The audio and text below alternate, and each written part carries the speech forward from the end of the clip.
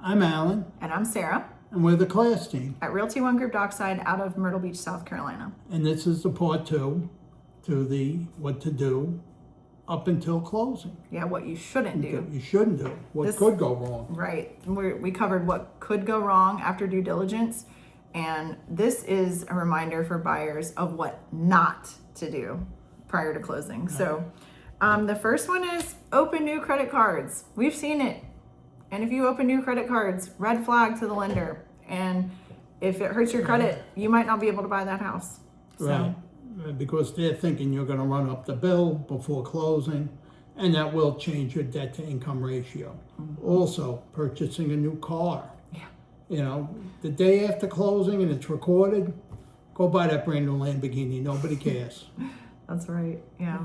But don't do it when you're under don't do contract. Don't do it before. Yeah, exactly. Also making large unexplained deposits. So don't go ask your great aunt for some money and just throw $10,000 in your account. You're going to throw a red flag to your bank, and then it's going to be investigated. It could delay closing. Any unexplained income, it should be always discussed with your lender. Because the lender is going to think you borrowed that money to use for a down payment. If you did receive it from a family member, you're going to have to say it was a gift.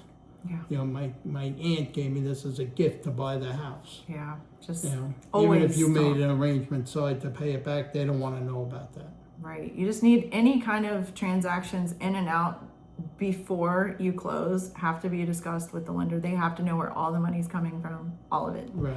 So that's what that is. And don't change jobs without talking to your lender. If you know you're going to change your job in the middle of a transaction for whatever reason, that could change your financing. Especially if you've been at the current job for several years, because generally they like to see some stability with jobs.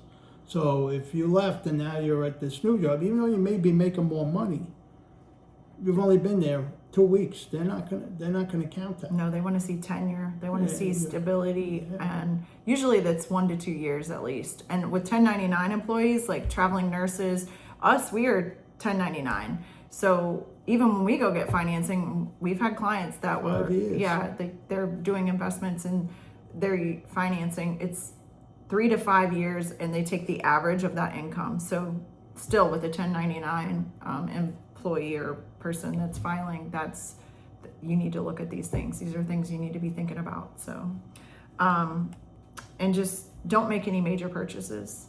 Do not before closing. And I know we said vehicle, but furniture. I know people want to go buy appliances. Don't go out and get your Best Buy card and go buy you a washer and dryer.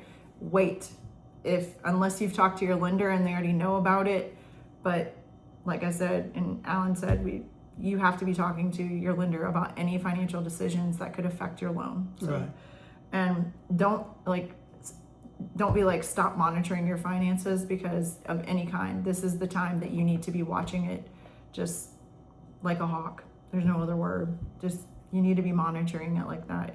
You never know what can go wrong. And whenever your lender says to do something, do it. And do it when they said, because it could cause delays in closing.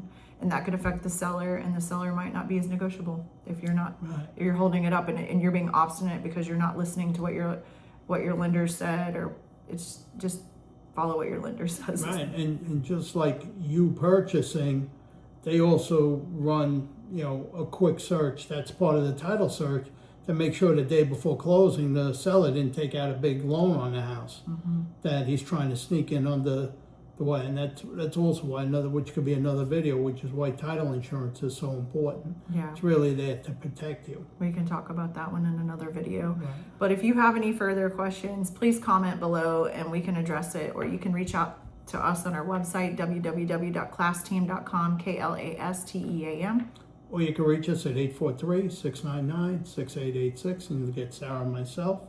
And you could call or text on that number. And if you're going to buy or sell, do it with KLAS.